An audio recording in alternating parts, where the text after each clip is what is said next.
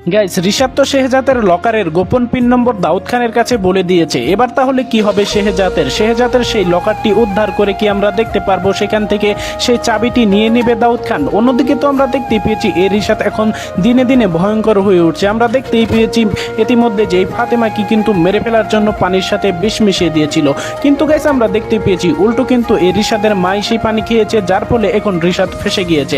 Guys তাহলে কি আমরা দেখতে পারবো না এই শেহজাদের স্মৃতি ফিরবে? গাইস আমরা কি তাহলে পরবর্তী পর্বেই দেখতে পারবো এই শেহজাদের পূর্ণাঙ্গ স্মৃতি ফিরবে? গাইস কি হতে চলেছে দুনিয়া টাকার গোলাম নাটকের আগামী 15 নম্বর পর্বে বা 15 নম্বর পর্বটি আপনি কিভাবে দেখতে পারবেন, এই সমস্ত বিষয় জানতে পারবেন আমাদের আজকের এই ভিডিওটির মাধ্যমে। তাই গাইস আজকের ভিডিওটি একটু স্কিপ না করে সম্পূর্ণ ভিডিওটি দেখতে থাকুন। আর কে কোন জেলা থেকে এই ভিডিওটি দেখছেন অবশ্যই কিন্তু কমেন্ট করে জানিয়ে দিতে ভুলবেন না। আর চ্যানেলটি যদি এখনই সাবস্ক্রাইব করে না থাকেন, এখনো আমাদের চ্যানেল যদি সাবস্ক্রাইব করে না থাকেন এখনই সাবস্ক্রাইব করে রাখুন। তো গাইস ইতিমধ্যেই কিন্তু চমক আমরা দেখতেই পেয়েছি, সেই হাফিজ কিন্তু এই শেহজাদকে উদ্ধার করে নিয়ে গিয়েছিল। আমরা দেখতেই পেয়েছি এই শেহজাদের সাথে কিভাবে ফাতেমার বিয়ে হয়েছিল। ফাতেমার বাবাকেই তো গুলি করে মেরেছিল এই ফাতেমার চাচাতো ভাই। শেষ পর্যন্ত আমরা দেখতে পেয়েছি ফাতেমার বাবা যখন মৃত্যুসজ্জায় তখন ফাতেমাকে বলে তুই আমাকে কথা দে, তুই এই ছেলে অর্থাৎ এই শেহজাদকেই বিয়ে করবি। তো আমরা দেখতে পেয়েছি সেই অদাপূর্ণর মাধ্যমেই কিন্তু এই শেহজাদের এবং ফাতেমার কিন্তু বিবাহ সম্পূর্ণ হয়েছিল।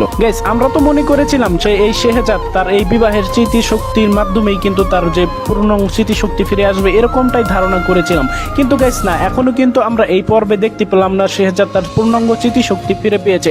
কিন্তু গাইস সবচেয়ে যেটা অবাক করার বিষয় এবং সবচেয়ে যেটা রহস্যের বিষয় সেটি হচ্ছে শেহজাদ কিন্তু তার গোপন লকারের পিন নম্বর জেনে গিয়েছে।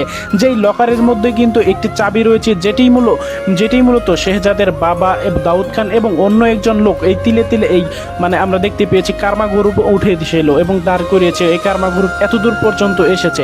গাইস আমরা তো জানি এই শেহজাদের বাবাকে কিন্তু গোপনভাবে হত্যা করেছে, অর্থাৎ ষড়যন্ত্র করে হত্যা করেছিল এই দাউদ খান শুধুমাত্র এই চাবিটির জন্য। এখন যদি আমরা জানি যে এই লকারের সন্ধান যদি পেয়ে যায়, এই লকারের সন্ধান একমাত্র এই শেহজাদই জানে। কিন্তু গাইস লকারের পিন নম্বর জানলেও শেহজাদ কিন্তু লকারের সেই লোকেশনটা জানে না, সেই লকারটি কোন দেশে আসে সেটা কিন্তু সে জানে না, কারণ এই লকারটির সন্ধান একমাত্র এই শেহজাদই জানে।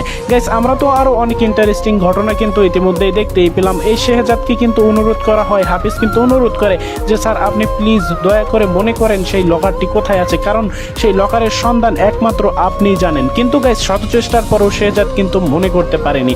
অন্যদিকে গাইস যেটি সবচেয়ে ভয়ঙ্কর বিষয় সেটি হচ্ছে এই রিশাদ কিন্তু আমরা দেখতে পেয়েছি ফাতেমার গোপন ফোনে আলাপ করছিল যে এই হাফিজের সাথে, যে রিশাদ ইতিমধ্যে এই সমস্ত কিছু আমরা কিন্তু দেখতেই পেয়েছি। এই হাফিজ কিন্তু ওপার থেকে ফাতেমাকে বলছিল যে ম্যাম ইতিমধ্যেই তো স্যার এই পিন নম্বরটি মনে করতে পারছে, এই লকারের পিন নম্বর মনে করতে পারছে। কিন্তু ফাতেমা জিজ্ঞেস করে যে এই লকারটি কোথায় আছে সেটি কি সে মনে করতে পারছে, অর্থাৎ শেহজাদ মনে করতে পারছে? তখন বলে যে না, এই লোকেশনটা কোথায় আছে সেটি মনে করতে পারছে না। কিন্তু গাইস সেখান থেকে এই লকারের নাম্বার নিয়েই কিন্তু আমরা দেখতে পেয়েছি দাউদ খানের লোকদের আস্থানায় যায় এই রিশাদ। সেখানে গিয়ে বলে যে আমি এই দাউদ খানের সাথে কথা বলতে চাই, কিন্তু গাইস সেখানে কিন্তু তারা কোনোভাবেই দাউদ খানের সাথে কথা বলতে দেয়নি। বলে যে দাউদ খানকে ফেরিঘাটের কোনো যে ইয়াওয়ালা যে তার সাথে চাইলেই কথা বলা যায়।